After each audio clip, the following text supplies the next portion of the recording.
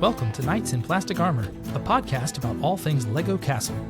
Grab a shield from your favorite faction and join us as we discuss new set releases, dive into the history of LEGO Castle, and highlight awesome fan builders from around the world. Now here are your hosts, Kenton and Nate and Nate Clark.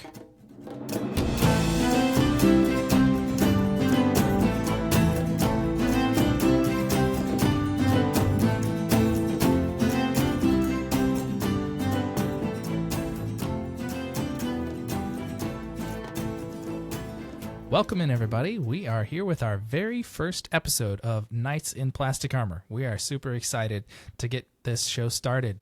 You can follow us on Facebook, Instagram, YouTube. We are at Knights in Plastic Armor. That is A-R-M-O-R. That's an American spelling. We're both American, so we went with the American spelling there on armor. I'm Kenton.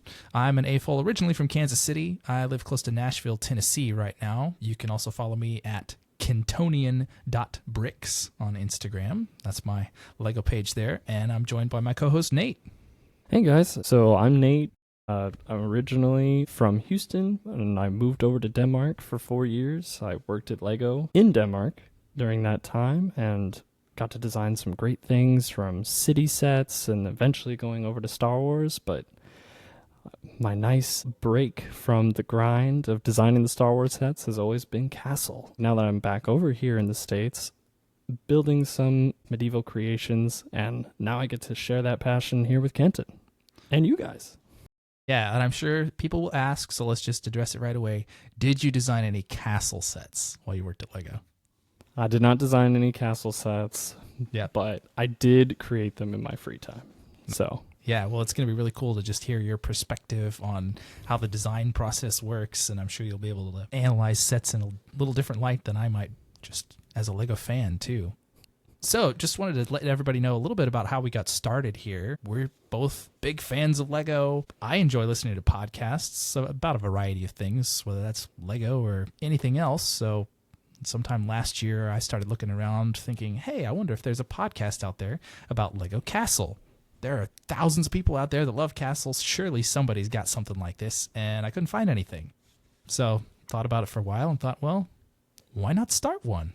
Just kind of started thinking about it a little bit, posted in some groups, and that's how I found Nate, and super excited to have him joining in too.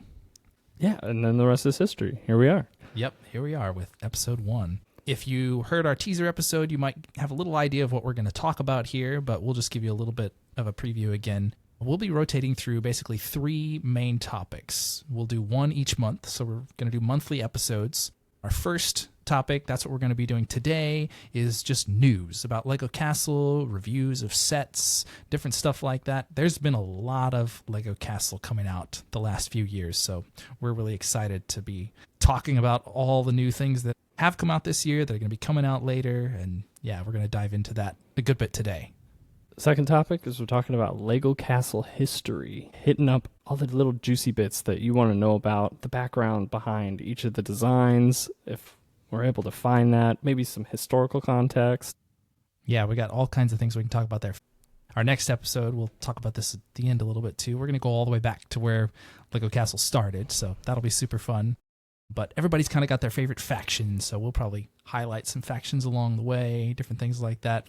And then our third topic is going to be interviewing fan builders. This one I think is going to be really fun because there are just so many people out there that build amazing LEGO creations of Castle. You know, I've built some stuff myself, but most everything is on the smaller side. But I've seen so many people with these massive layouts, and those are really cool. But even people doing small stuff too. So it's going to be really neat to just connect to the Castle fan community and hear about what people have built and hopefully share everybody's designs with other people too. I'm amazed at the space that some of these people have and the time for these and giant the budget creations. I'm definitely more on the small side myself. Yes. Yeah. And we'll probably sprinkle in some other sets too that may not be directly LEGO Castle, but you know, there's some pretty cool Disney castles or castles in other themes and stuff. Maybe a little bit of fantasy, Lord of the Rings, some of that occasionally. We'll mostly focus on Castle specifically though, but we'll throw in some other stuff from time to time. So, quick question before we dive into our recap of 2025 so far. So, Nate, what was your very first Lego castle set? All right, so my very first Lego castle set was set 7091, Knights Catapult Defense. Came out in 2007. And it's just part of this great line that I saw in the magazines. And I remember after Christmas, I got a $10 Walmart gift card, and I got to go to the Lego aisle and pick out something. It was either between this catapult set or something else that obviously I can't remember now. And I actually chose the other set. And as I was walking away, I just had this feeling inside me like, man, I should have picked the other one.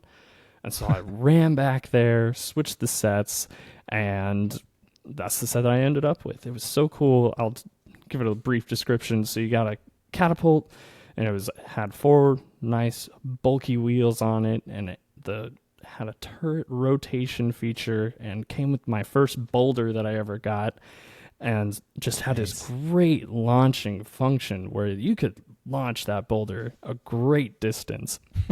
And because it was the boulder and not just, one of the little 2x2 bricks, like it actually had some heft behind it.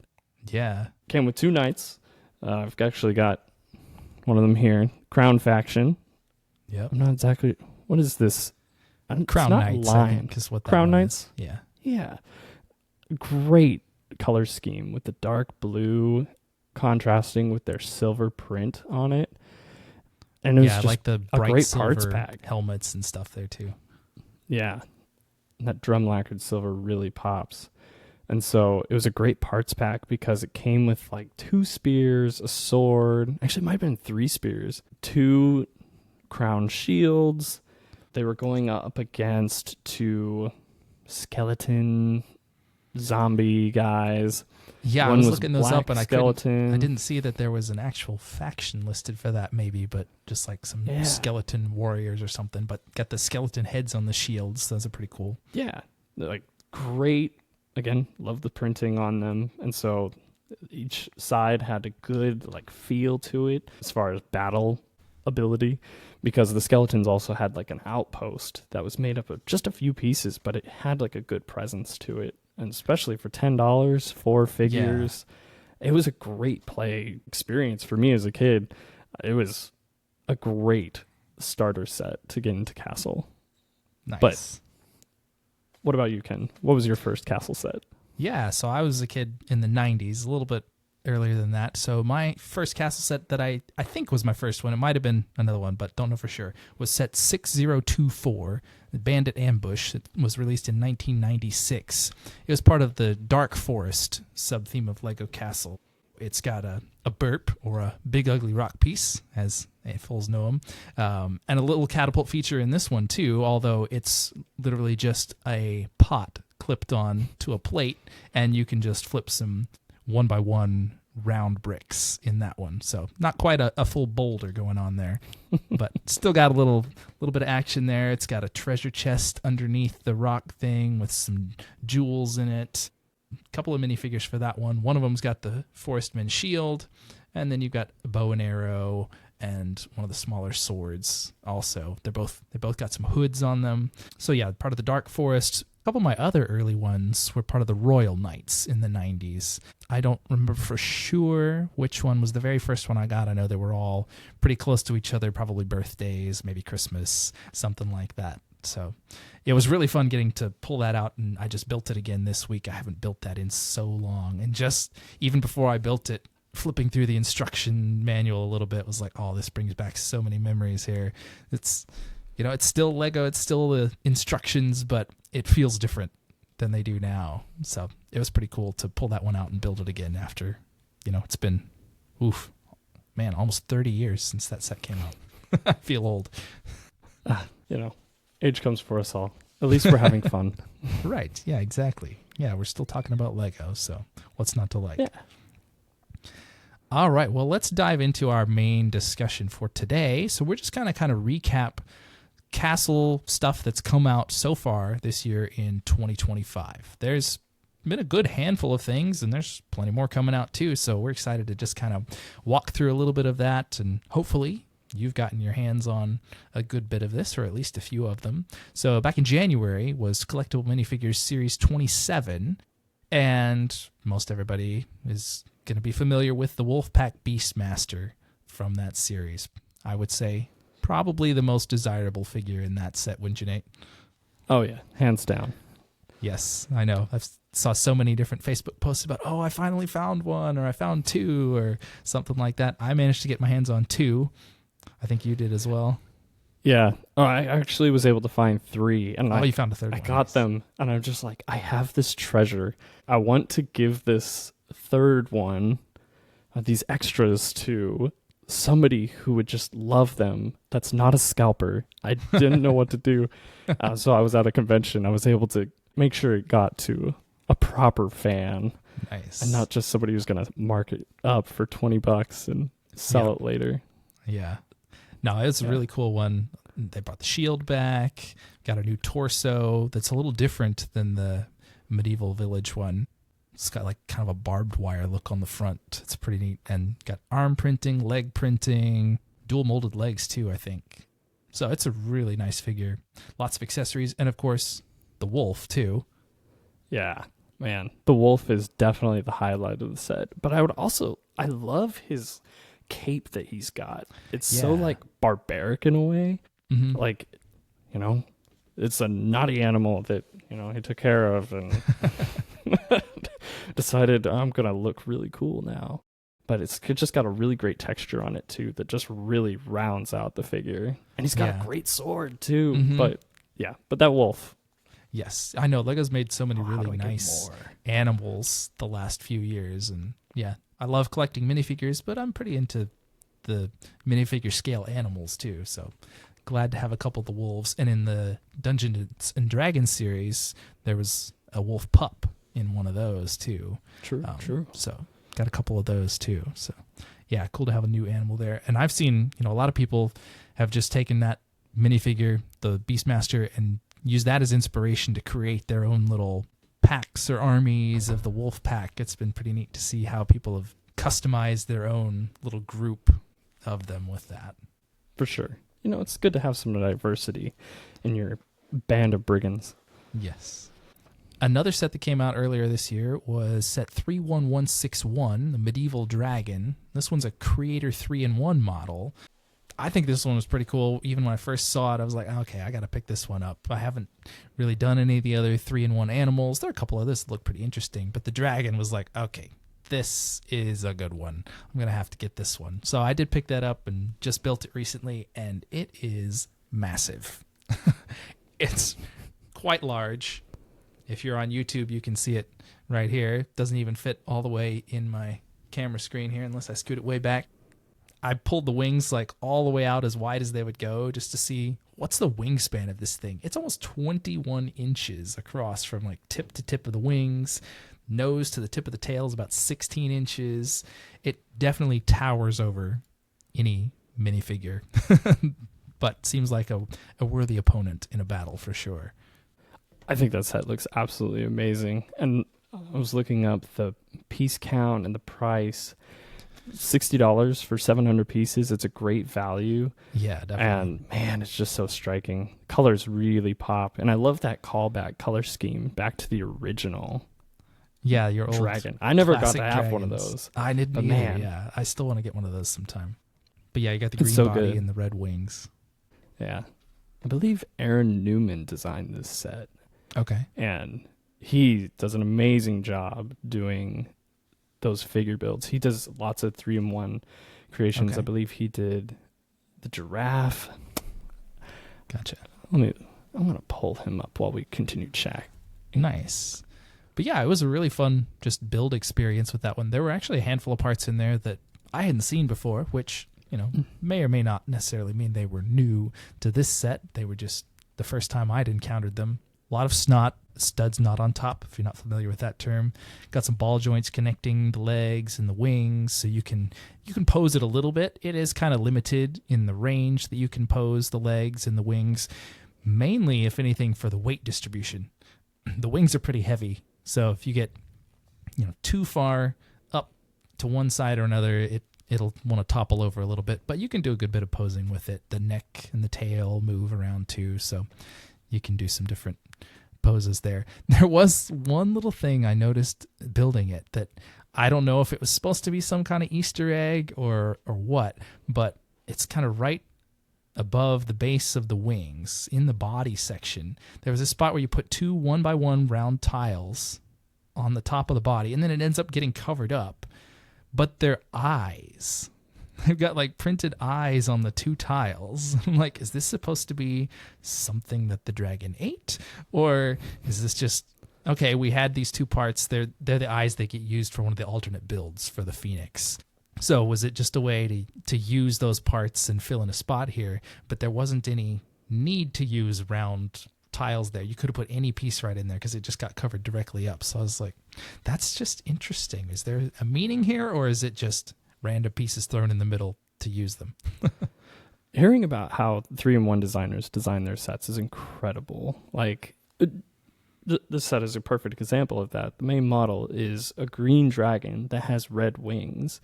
And so the C model is a phoenix. And I don't think you see any green on that creation at all. There might be some like on the underside. Stand under it, I think, to hold it up that's green. Like, that's amazing what they're able to do. And so, and you know, us Lego designers, we always like to include little bits for the fans.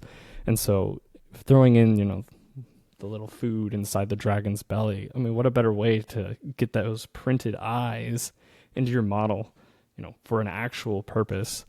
And so that you get to have that eye for the Phoenix, but it's a different breed. I never got to design one, but I mean, Aaron Newman, he is a stud. He designed the panda family as well, and giraffe, and that fox. I love that fox. I love the fox. That's another one that I've thought about picking up. Yeah, so he's definitely got animal builds down. Yeah. So who knows? Maybe we'll get some more cool medieval creations. I definitely want to build the sea serpent of this one too. That one looks really neat. I love the look of that one. It reminds me of Voyage of the Dawn Treader from Narnia, that kind of idea. So maybe I'll get there eventually, but I just built the dragon. Don't plan on taking it apart right away. Also, my son, he's almost 4. He's very into the dragon. He loves it. So it'll probably stay a dragon for a while. It's an awesome win for us as fans when your Creator 3-in-1 set, you almost want to get 3 of them.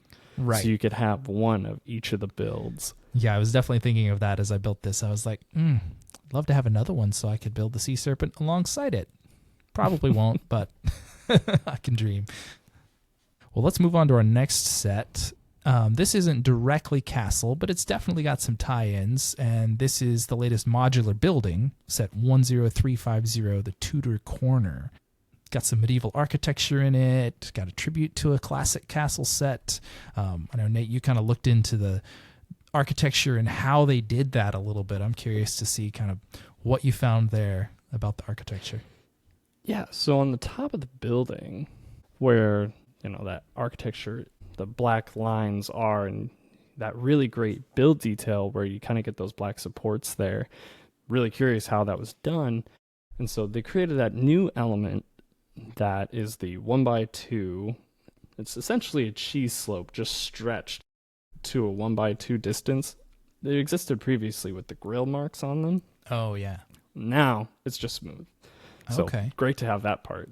But so they put one in on that side, another on that side, and simply enough, they just put a tile or a modified tile right in the middle and make it so it locks it in so it can't slip out or anything like that. And it's, I don't know, like it's so simple, but at the same time, like I didn't think of that when I was building my creations. So yeah. Hats off to the designers there. Nice. Yeah, it's really fun building, you know, recent sets now. You know, it's a totally different experience than building a set from, you know, say in the 90s or something when I grew up. But just the different techniques you can do, all the parts that are available now, I feel like it's, you know, a bit of an education as a builder, just building a new set, just seeing all the building techniques and how they use different parts. Absolutely. I mean, I'm learning every time that I open a set nowadays. But, you know, the Easter eggs. Fans love the Easter eggs and the tie-ins to things, and like the Old Garden Inn. Right. The, you know, restaurant, wink, down below. What a great way to get like that printed tile in there. Great tribute. Yes. Yeah, so that's a tribute to set 6067, Guarded Inn. So that's from back in the 80s even, 1986. I know that's a pretty popular classic castle set. I've seen plenty of people do like remake mocks of that. And yeah, that I didn't have that one, but definitely familiar with it. That one's got a bit of like some infamy about it with that flag piece with that wonderful printed flag out front. Okay. So many times I hear stories of like the clips breaking on the flags, and it's just, like how heartbreaking is that? Yeah, an old set parts wear out sometimes, and it's not fun. I haven't had too much of that other than the infamous reddish brown from about 10 to 15 years ago. Had plenty of that break, but other than that, not too much. Yeah. Thank goodness for that much. I had a big hull piece from the castle troll warship. Oh, okay. That one broke on me. And that one's unique to that set. So that one's going to be a trick to repair. Yeah, man. Have to get out some Craggle.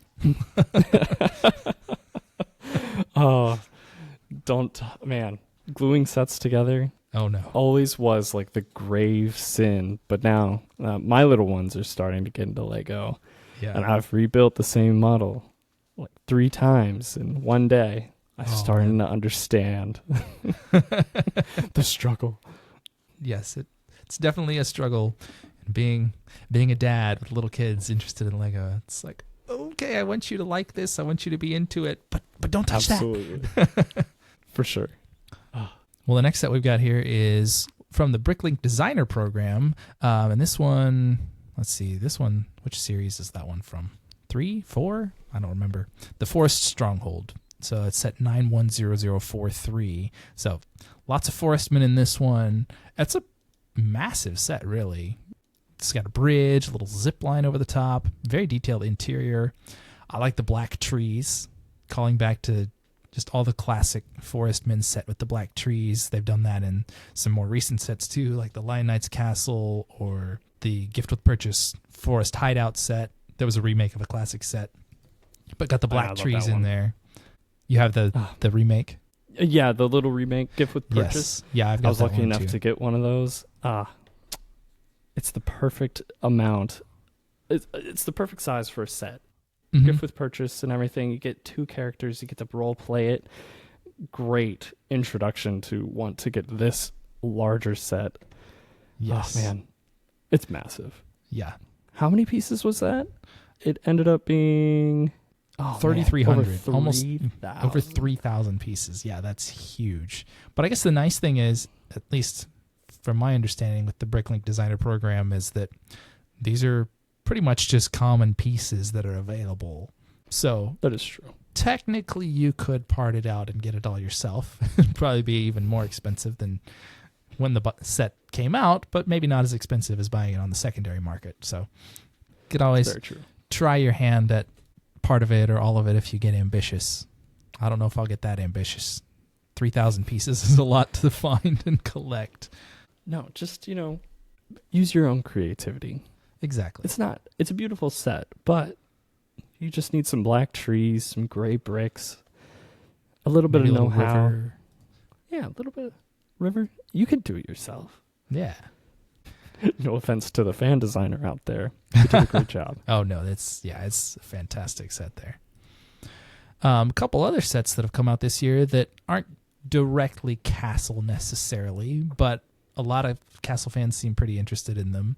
One would be the Disney Beauty and the Beast Castle. That's number 43263. That one just came out in April. It does look pretty cool. I haven't gotten any of the Disney castles so far, but definitely like the look of that one. So, Disney castles, let me tell you, they take up a ton of space, and they're so tall. The builds are so amazing. Hats off to the designers who do it, because you're spending months with this one build. Oh, my wife's a huge Disney parks fan, and so we had the original Disney Cinderella's Castle, Oh yeah. and like it had a dedicated shelf because it was so big, we couldn't put it anywhere. Like it was more like a ledge than a shelf because it didn't fit in any bookshelf at all. Wow. So huge, amazing sets, and I bet this one. I mean, just looking at it, I love the colors. The figs are great. It's, Yes. you know, you get the characters from the popular scenes from it. So it's a very beautiful set. Yeah, the colors are really interesting. You've got the dark red roof, a little bit of sand green mixed in there for some accents, and tan. Then the main part is kind of a lighter lavender purple color, which is really neat. I always enjoy seeing other creations of castles that are different than your light bluish gray or your dark bluish gray. Even people get creative with those colors, and I'm always like, yeah, I should try that sometime instead of just gray castles all the time. So it's really neat to see a set that has a variety of color in there too. You know, you got to get your medium lavender bulk parts pack. Right. And then another set is, of course, the Shire from Lord of the Rings. That's set number 10354. I know a lot of Castle fans are into Lord of the Rings, like myself. I'm a huge Lord of the Rings fan. I was very excited about this one, and Rivendell and Barad-dûr the last couple of years. I haven't managed to get those two yet, but I'm definitely planning on it. So this one, the Shire, released on April 2nd. If you were online trying to order it at midnight, you probably had some issues, like me. It took a couple hours before it finally worked, and everybody in Facebook groups was pretty up in arms about it, but it finally worked out, and turns out the gift with purchase for that didn't sell out the first day. So even if you didn't get it right away, you had plenty of chances. It lasted about a week, I think, actually. So That's either great. they must have produced more, or maybe there wasn't quite as much demand for this set as last year with Barad-dûr. A very interesting gift with purchase, though, Smeagol and Deagle. Not the One most riddled with lighthearted of controversy. movie scenes out there. Yeah, No, not quite. but the Shire set it's itself, a beautiful set. great. Yes. Yeah, absolutely gorgeous. I'm in particular a fan of, you know, the house itself. There's quite a few opinions on the birthday tree, Right. but, you know, a set can't be 100% all the time, right? Right. And, you know, if it had been bigger trees, probably would have driven the price up, which, you know, I think most people that are buying, you know, almost $300 sets aren't going to complain about too much. But personally, I was glad to see this one be a little bit less than Rivendell or Barad-dûr, even though the price per piece is a little higher than most people would have liked it to be. Still, I'm too big of a Lord of the Rings fan to pass that one up. So I have that one. I definitely haven't built it yet, but I will soon, as soon as I get the time to do it and maybe find somewhere to put it after it's built. I got to point out those boomerang fence detail. Yes. Oh, man. What perfect parts usage there. Yeah, it looks really nice And there. A 9 figs, I feel like that's a good amount to be able to recreate any scenes that any fans really were hoping to. Yeah, and you've got your primary 4 hobbits from the Fellowship, Gandalf. You got a few more of the hobbits there in the Shire too. So a few exclusives that haven't come out before. So yeah, very excited to build that one when I get the chance. Yeah. Let us know how it goes, Kenton. Yes. We'll yeah, be and anybody out there, if you've already awaiting built your this review. one, be looking for everybody else's reviews and ideas about any of these sets that have come out so far. A couple of upcoming sets. We talked a little bit about the 4 Stronghold from the Bricklink Designer Program, but Series 4 just got funded somewhat recently. I think that one's going to ship out around July of this year, but there were 2, not just 1, but 2 really nice castle-themed sets in that one. You want to start with the Siege Encampment? Either one. I know you've looked at these both, and I think you ordered them both, so you'll get That is true. a hands-on look at these a little later in a few months when they come out. For sure. So Siege Encampment, that one was super cool. $230 for 2,600 pieces. But the coolest part for me is how many figs you get. There's so many. if you really wanted to army build your Black Falcon Knights, this was the set to get. And I needed more of that faction. So it was going to pair perfectly with the Lion Knight's castle. Yeah, they built the siege tower to like fit right over the wall, and yeah, it's cool how they scaled it the same. It's great. So I know some people were wondering like, oh, how's it going to feel with all the individual little builds? So hopefully I can provide some insight on that. Yeah. I want to see how well that catapult works too.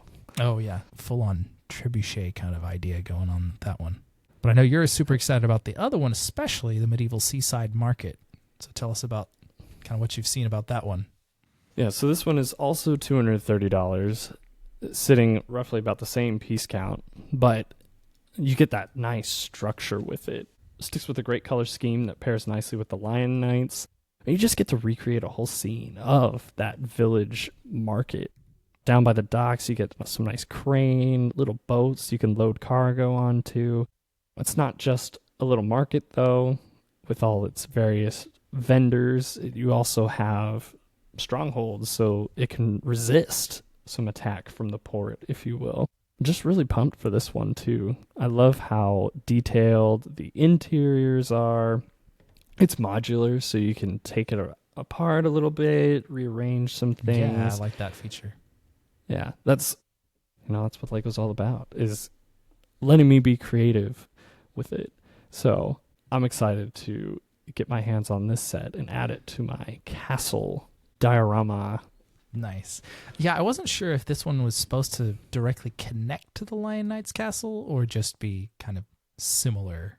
Definitely adjacent, I believe, was the vision. Okay. Because I don't see any connection points with it or how it would connect to that set. But even just the small details, you're using like the spiderweb piece in the market as like a crab in a net.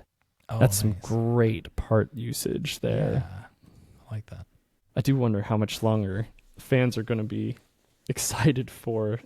We keep reusing the same minifig torsos inside the Bricklink Designer program because they're the ones available in the medieval village set. So we'll see. We need some new ones so that we can shake it up a little bit. They've been reviving a lot of the old factions. Lion Knights have come back, Black Falcons, now Wolfpack a little bit. So maybe they can just keep expanding on bringing back some of the old ones. But sounds like might be some new ones coming out too. We've heard some rumors of some new sets coming later this year, which we haven't seen anything for sure yet, so we don't really know exactly what's happening, but heard about maybe another 3-in-1 creator castle, might be a couple new factions in that one. That'd be pretty cool. Maybe another Lord of the Rings set with Gandalf and the Balrog in it. I'm excited about that. That'll be cool. Heard about maybe an architecture version of Neuschwanstein Castle. I've always Thank you for pronouncing that for me. I know a little bit of German, enough to probably think I'm close, but not really be. But I've always loved the look of that castle, so excited to see how they transfer that into Lego, and maybe even a How to Train Your Dragon set. I haven't heard much about that, but dragons, always need more dragons, right?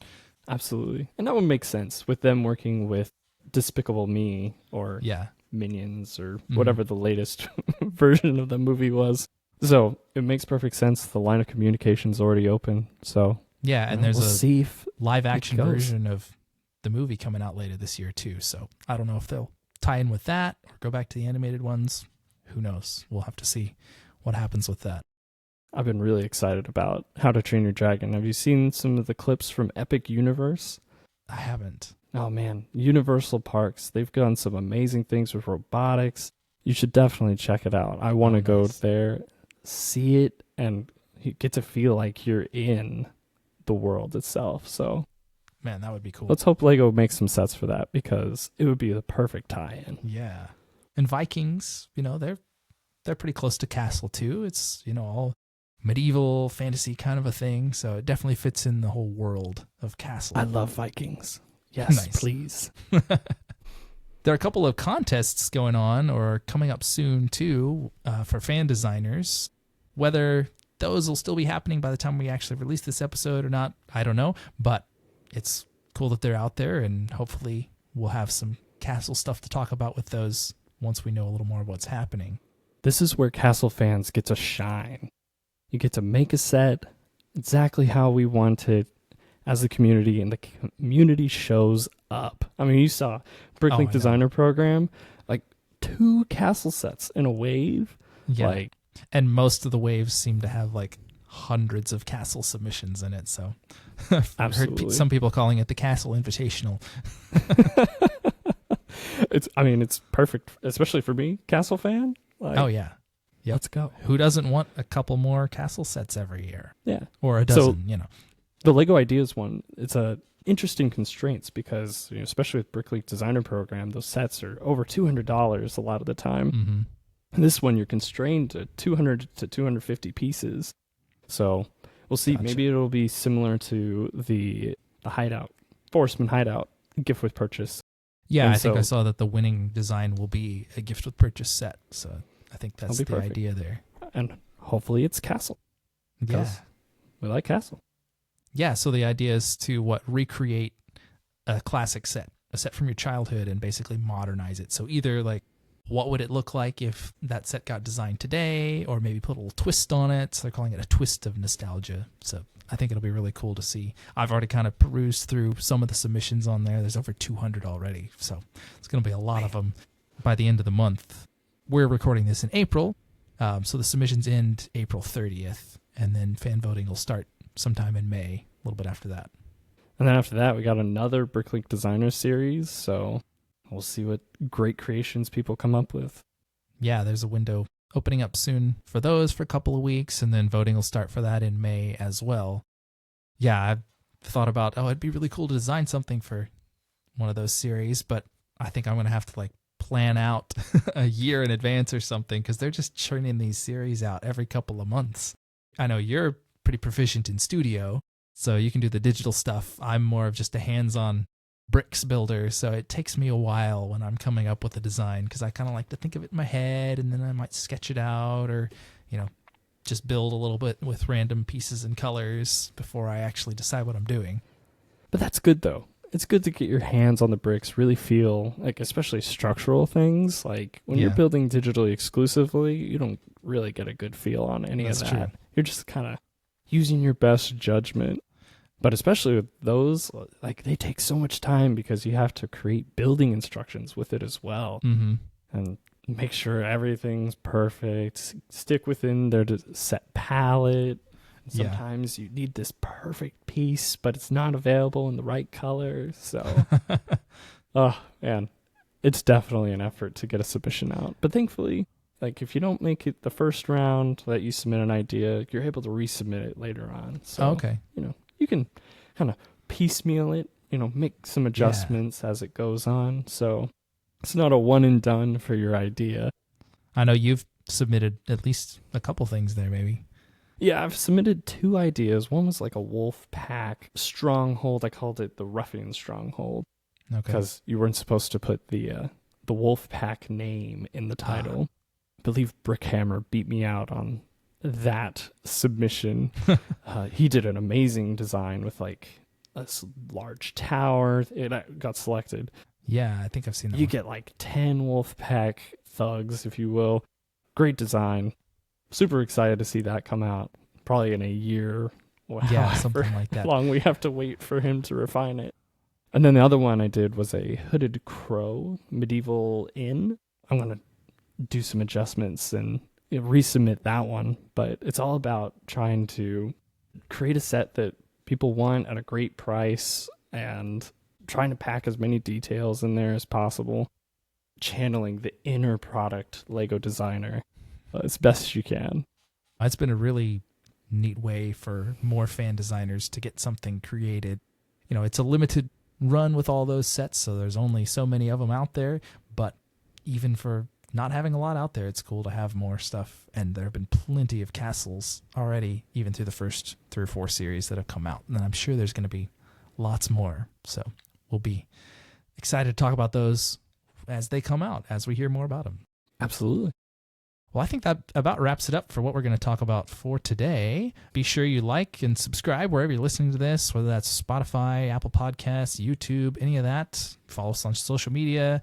Again, we're on Facebook, Instagram, and YouTube. It's all just at Knights in Plastic Armor. No underscores or periods or spaces or anything. It's all the same on all of those spots. And we hope you will join us next time, too. That's going to be our first episode diving into some history of Lego Castle. And we're going to go all the way back to where it started. Yep, back to 1978 with the Yellow Castle. Everybody knows about that one. So we're going to start there, and we'll kind of work our way forward from there. We may not go exactly forward every time, but we're going to go all the way back for our first dive into history next time. That's my father's childhood. Yeah, exactly. Well, we'll look forward to talking to all of you then, but until next time, happy building. Thanks for listening to Knights in Plastic Armor. If you like what you've heard, please subscribe wherever you get your podcasts. You can also follow us on Instagram, Facebook, and YouTube at Knights in Plastic Armor.